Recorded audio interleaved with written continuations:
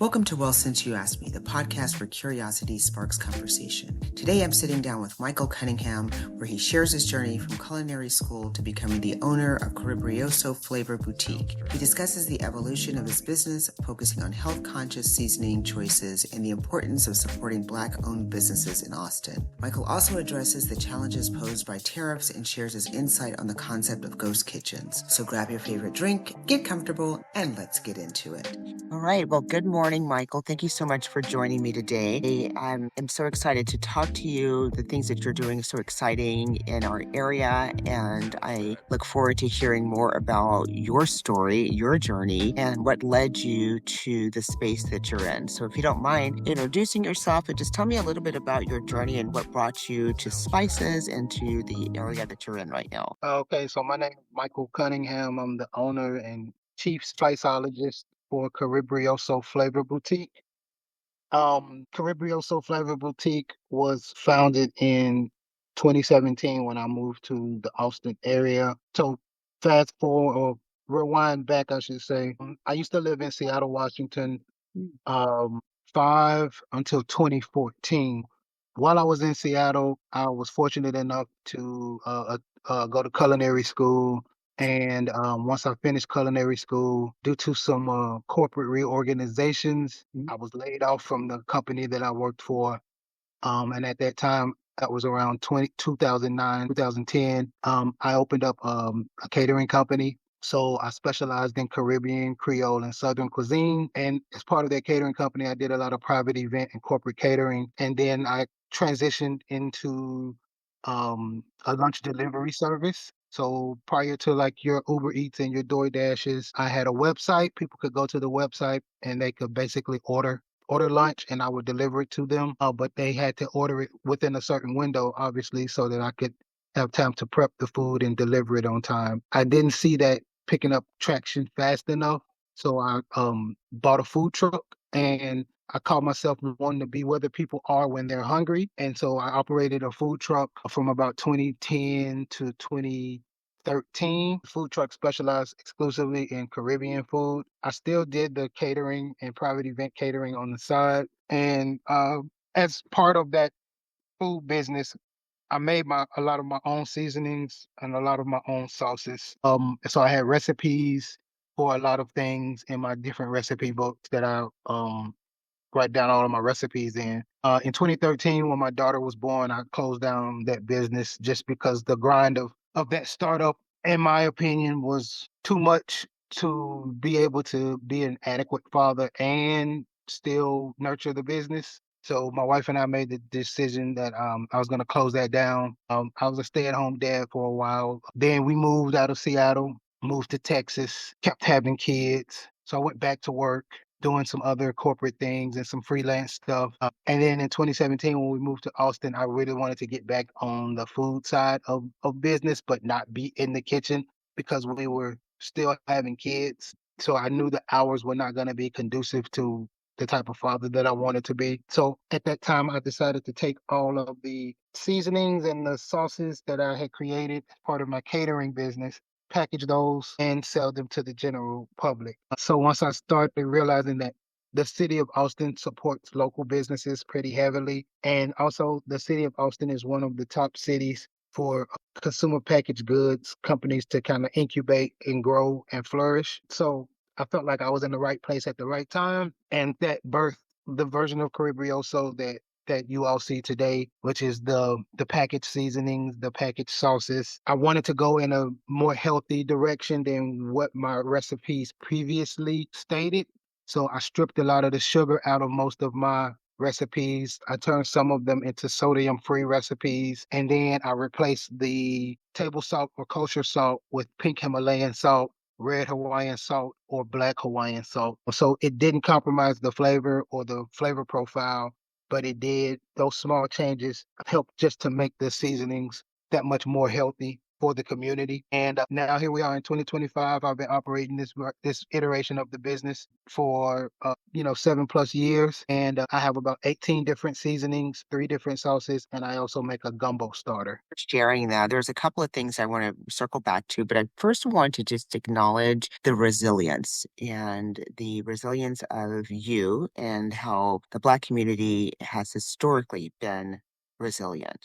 So you had a setback. That setback led you to different adventures and journeys and eventually led you to where you're at now. And I know that your spices and your product is in different stores here in the area. I think it's at a Walmart and at places at Pflugerville, which is right outside of Austin. And so you being able to make that pivot to take that information that happened to you or that journey that happened to you and to create something that's not just great for your family, but also for the Black community. When you're talking about the ingredients that you use, the salt-free, the organic ingredients, was that a conscientious decision for the Black community or something that was just for you? What made you decide to pivot that way? So before I answer the question, just a point of clarification. I'm not in Walmart stores. I'm on Walmart.com. Oh, okay.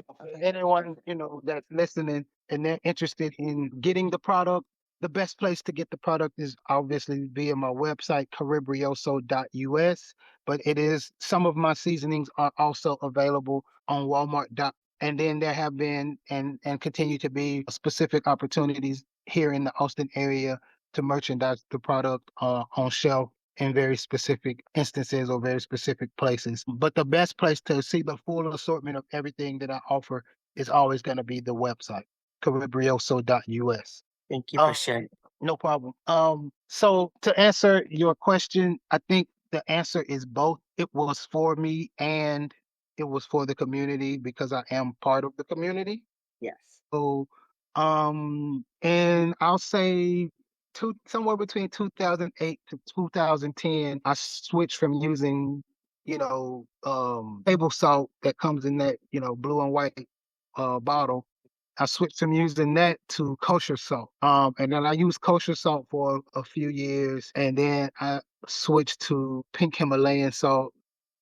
And so when I launched this business in 2017, and I looked at my recipes, and I wanted to differentiate myself, but I also wanted to do a service to the community, but also taking care of my own personal health because I probably have bought less than 10 bottles of seasonings from the grocery store since I moved to Austin in 2017. So in about 7+ years, I mean you can probably count on one or two hands the number of bottled seasoning products that I've bought because I'll use so everything I'm selling, I'm using. I use it. I make jerk chicken at home. I'm using my jerk marinade when I cook, and I cook pretty, regularly. I mean, anywhere from 3 to 5 days a week. I'm seasoning the food and using my seasonings pretty much exclusively. Taking that salt, that changing to a more healthy salt, changing from regular herbs and spices to organic herbs and spices. Those were all decisions that I made for myself and for the community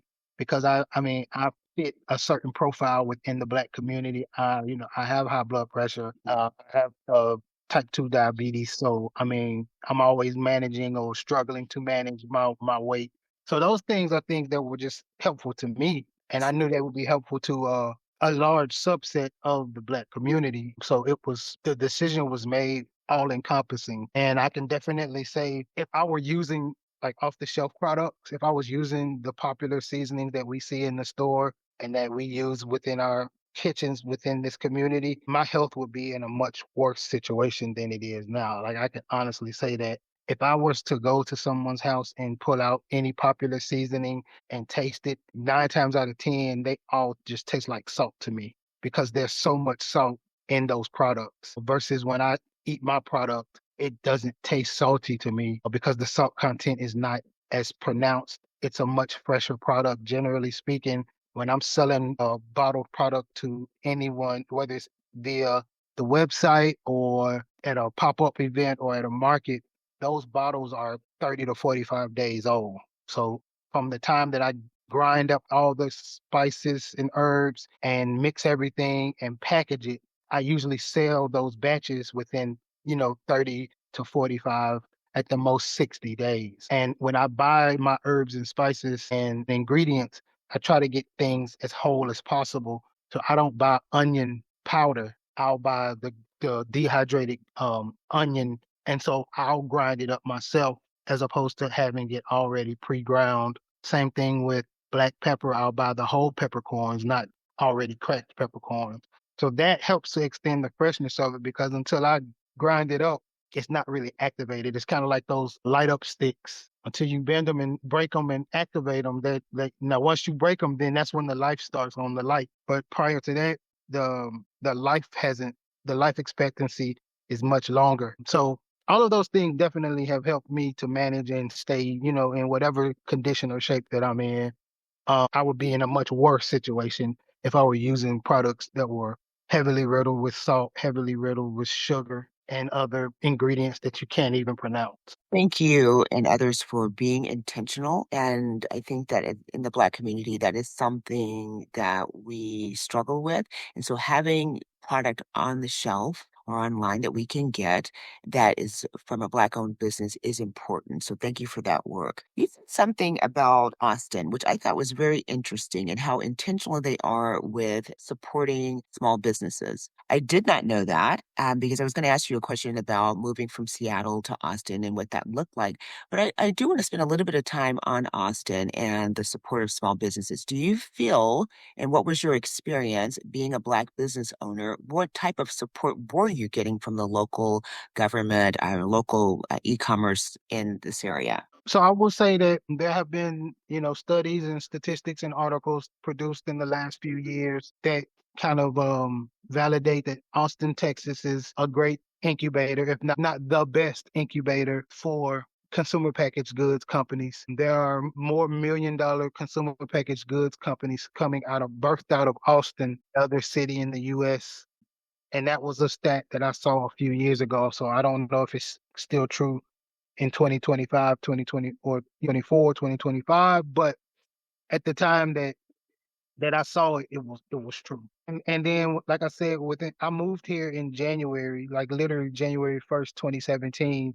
And by May of 2017, I had started tooling up to do pop-up events, flea markets, farmers markets. So just within that 5 months of being within the city of Austin, it was obvious to me, like I could see how the city and the people in the city supported local businesses, small businesses. Although the Black community is not large percentage wise, I mean, you take the total population of the city of Austin and it's millions of people, and less than 5% of that is the Black population, but still, as a pure number, it's still a large number. So if you say, hey, there are hundreds of thousands of Black people living in Austin, and my goal is to get 15% of them to be a customer. I mean, you're going to have a large customer base, or 10% of them to be a customer. You'll have a large customer base just within the Austin area. So percentage wise, we don't make up a large percent of the population, but if you break it down to numbers or to a numerical thing, and your product is something that goes across demographics, across genders, it's a widely used product, then you can target a logical percentage of that market, you can definitely, earn good money and make a living and grow your brand. But yeah, Austin, so in terms of what the city offers, the city's small business and economic development department is very active. I would encourage anyone who lives within the boundaries of Austin metropolitan area to get plugged in, stay plugged in, and attend. They have free workshops, they have free events, they have some paid events and workshops, but they offer a lot of growth and development that you can go through as a business owner, as well as take your business through to prepare you for bigger and better things, either at the state, local, or federal level, or if you're looking for, to growth within the private sector or private dollars, like all of these things will prepare you for that. So there is a SCORE organization here in the city of Austin, which provides free business mentoring. There's, like I said, the City of Austin Small Business and Economic Development Department. They offer free services, free classes, free workshops, paid opportunities to grow your business acumen, as well as develop your business. There's a company, an organization called SKU that does a lot of growth and development for consumer packaged goods incubation. And then there's probably at least 3 to 5 other organizations that are on the tip of my tongue, but I just can't remember all of their names to articulate them that are in the area. And that's local stuff. So then when you compound that on top of grants and scholarships that are awarded nationally, like FedEx offers a grant every year. Um, Pharrell Williams has a grant that he's offering every year. And then there are a number of celebrity private funded grants and opportunities. So there's money out there, but in order to capture that money and get that opportunity to grow your business using grants and private donations, your business has to be mature enough to receive that. And in order to get your business to the maturity level, you can utilize all of the local services, the local businesses, the stuff that's offered locally for free or at a very low cost to get your business from an idea to a level of maturity that will put you in the running to be able to get a $25,000 or $50,000 or $100,000 grant from a celebrity or from, someone else. Because it's not just the money. Like with those situations, you want to win the scholarships, but you also want your business to be mature enough to capitalize on the networking and the opportunity that you'll have in front of you just from a people standpoint. So if you're in front of a Pharrell Williams and you're selling something and your business wins his grant, like, are you mature enough to be able to capitalize on the fact that you're in front of Pharrell Williams? Very helpful, very generous. We have a few more minutes here, but I wanted to talk to you a little bit about the tariffs that are coming, and if that is impacting your business and how you are able to pivot and sustain your growth with these challenging times that we're experiencing now. I would say that the situation with the tariffs is definitely nuanced and tricky. We're still in the initial phases of what it will actually mean. I think if you're keeping up with kind of what's going on with the tariff situation and what's going on politically, at this point, it's really just been used as a bargaining tool at the federal level and for international bargaining or relations. I don't know how much has actually hit the bottom line price or the end consumer. Like I don't know how much from my end. I don't know if I'm seeing a lot of that. And the funny thing about it is we've been hearing about this, we've been knowing about it since last year. So you always have to be mindful that these corporations and large companies, they have a complete staff and complete payroll who not manipulate, but they stay in front of what's happening. So there could have easily been a situation where prices went up last year and they went down slightly this year. So we may see it as a reduction in price, but it was still an increase in price. So they may have already factored in the tariffs before it even hit the bottom line, like before it even hit their books in a real way. It's almost like when they do sales at department stores for holidays. Well, if you pick a department store and you track their pricing on a particular product for the entire calendar year, you'll notice that right before they do their Memorial Day or 4th of July sale, probably 30 to 60 days, the price on that item goes up. So by the time they put it on sale, it's either going back down to the price it was before they raised the price, or it's higher than the original price, but lower than the raised price. So in your mind, you think it's on sale, but it's really not on sale. Like they've already raised the price. So they've already insulated and they've done it during a time when the sales are low or slow for that particular product. So the market doesn't notice. Like everybody knows TVs are going to go on sale in certain pockets. So we prepare to buy TVs in those pockets. Well, 30 days to 60 days before those pockets, the prices of the TVs may go up, but then nobody's buying them at that time. But then when the price goes down, it's a sale price because it went back down to the original price, or it went down to something between the original price and the increased price. So those types of tricks make it really tricky to, at this point in the whole conversation of tariffs, to really see the real net effect. Like I can go back and look at price sheets from last year and what I paid for products last calendar year. And those prices seem to me to be higher than what they were in 2023. So that could have just been them raising the prices in preparation for what's about to happen in 2025. Interesting.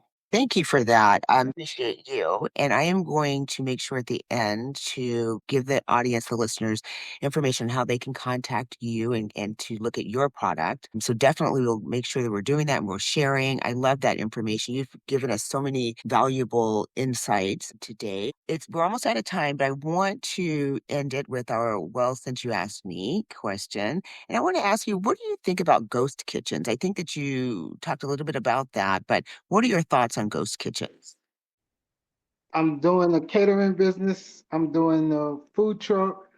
And all of these things predate uh, ghost kitchens as we know them today, and also predate the Uber Eats, DoorDash, phenomenon. So I would definitely say that if those things existed then, in the way that they exist now, um, I probably would not have had a need to even do a food truck. Like I would have been able to operate from a shared kitchen environment, which a ghost kitchen Interesting. is basically just it's a shared kitchen environment that's been morphed into like a mini restaurant, Mhm. like a mini, pickup takeout restaurant. Right. Um, but even some of these ghost kitchens now they have seating where you can actually sit and stay. Um, I mean, they're becoming much more advanced, year over year as you start to look at them and see what they're doing, not just in the Austin area, but across the country. So yeah, if those things existed then, the way they do now, I probably would not have needed to open a food truck. Um, the culture would have been different. The way people thought about food and prepared to consume food would have been different. So I would not have had to do deliveries. There would have been a Door Dasher or an Uber Eats person come pick the food up for me and take it to where it needed to go. Um, so no, I am an advocate for ghost kitchens and the concept and what it brings to the marketplace, Mm-hmm. uh, especially to the consumer. Um, you open up your DoorDash or Uber Eats app and it shows you in your vicinity like what are your food options. I'm not even going to say restaurants because they're not always restaurants, but what your food options are within a specific cuisine. And some of those things are coming from ghost kitchens. And when people find success on one food concept in a ghost kitchen environment, it allows them to springboard and seamlessly transition into another food concept within that same environment. And we as the general consumer, like we don't know who's back there cooking the food. We don't know that even though there's these three different food concepts, one might be burgers, one might be Mediterranean style pizza, and the other one might be Caribbean food. Like we don't know that they're all operated and managed and staffed by the same company or the same persons. All we know is that the food is good, and that's all that really matters. That's interesting because I do like the concept of a food truck, especially here in Austin. But from the business, what I'm hearing is that it gives you more options and flexibility to expand your product and your the offerings out to the public if you had the concept of a shared kitchen. Correct. So a shared kitchen, those have been around for quite some time. Even, and I haven't had a food truck in Austin, but from my experience in Seattle, when you have a food truck, you still have to have what's called a commissary, or you have to have a brick and mortar kitchen environment that is Mm. your base, where you keep your products, where you receive your orders, where like your ingredients and stuff, where you wash your dishes, where you clean your truck. Like you have to operate from a commissary, and both your food truck and your commissary have to be permitted by the health department. I'm pretty sure Austin is similar. It may not be identical, but it's similar. But what you get with a ghost kitchen is most of these ghost kitchens that we have in the Austin area, um, you're gonna have the shared kitchen space, which you can rent it by the hour or you can lease it by the month. your space, your area, which gives you the access to equipment and storage space that you otherwise wouldn't have access to if you were doing it on your own, because they have all the state of the art cooking and kitchen large equipment available for you to use. You're paying an hourly or monthly fee for space within their walk-in cooler or space within their walk-in freezer, but you always can upgrade space by paying a little more money. But if you were doing this on your own, you wouldn't have a huge walk-in freezer or walk-in refrigerator. You wouldn't have as many ovens or as many, burners to cook on and those types of things. So the large space is giving you access to those things that you otherwise wouldn't have if you were doing it, solely on your own. But also built into these ghost kitchens are literal takeout windows, which are full kitchen spaces that are leased by a single tenant, and nobody else uses those spaces except for that tenant that's leasing the space. So when you pull up as a customer, you can go to the window for whatever business that you want to get your food from, and that little kitchen space that they have, that's their space. Now, behind that is the big community shared kitchen space.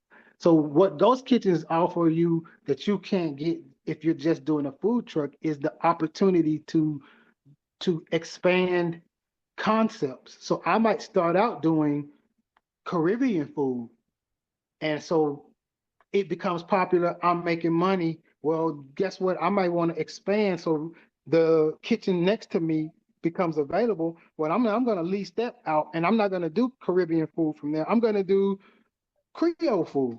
So I'll staff that with the people. And then so now I have two different kitchen concepts. One is Caribbean, one is Creole. So when you pull up and you're like, what do I want today? Oh, I'm gonna try this Caribbean food. And then you see the menu for the Creole food. You say, well, I'm gonna come back tomorrow and get the Creole food. Well, you come back the next day and get the Creole food. Well, I own both of those. So now you have eaten from one of my concepts 2 days in a row. But you don't know that both of those concepts are owned by me. All you know is that the food is good, which is really all that counts. Well, that is great. That is very informative. I didn't know that, but I do know that I am a huge fan of food, and you're making me hungry. So I know that one thing I'm going to do is to go online and get your product, and I'm going to check out a ghost kitchen here in Austin, Texas. And I encourage anyone listening to do the same. So, with that, Michael, I want to thank you so much for taking time to talk with me today, to share your information. It was so informative, and so many things that I've learned, and I'm hoping other people will learn. Follow him. I'm going, like I said, at the end in the show notes, I will put some information on how to connect with Michael and his organization, and then just some general information about supporting small Black businesses. So, again, I thank you. I wish you all the peace and joy and success that the universe has to offer you. I appreciate that. Thank you. Of Thanks for the course. opportunity. And there are three large ghost kitchens, one in South Austin, one right in the middle, just north of downtown, and then one in North Austin, I think in like Cedar Park area. So there's one accessible to everybody. Well, I can check out all three of them. Thanks, Michael. Thank you. Episode of Well Since You Asked. I hope this conversation left you with something to think about, something to question, or maybe even something to share. Please support Michael by visiting and purchasing directly through his online store at Caribreoso US. That is CARIBREOSO.US. You can also visit Walmart.com. If you're local to the Austin area, check out the Sewing Station in Pflugerville, Merge Barbershop in Hutto. The Well Since You Asked Me podcast is a production of the SME Media Group, LLC. All rights are reserved. Also, be sure to check out our other podcast, I Take Your Point, on YouTube. I'd like to thank our executive producer, John Dunson, audio and video technician, Ryan Sexton, and graphic designer, Ellen Jacobs. If you enjoyed today's discussion, be sure to subscribe, leave a review, and spread the word. Until next time, stay curious, stay open, and keep asking the questions that matter.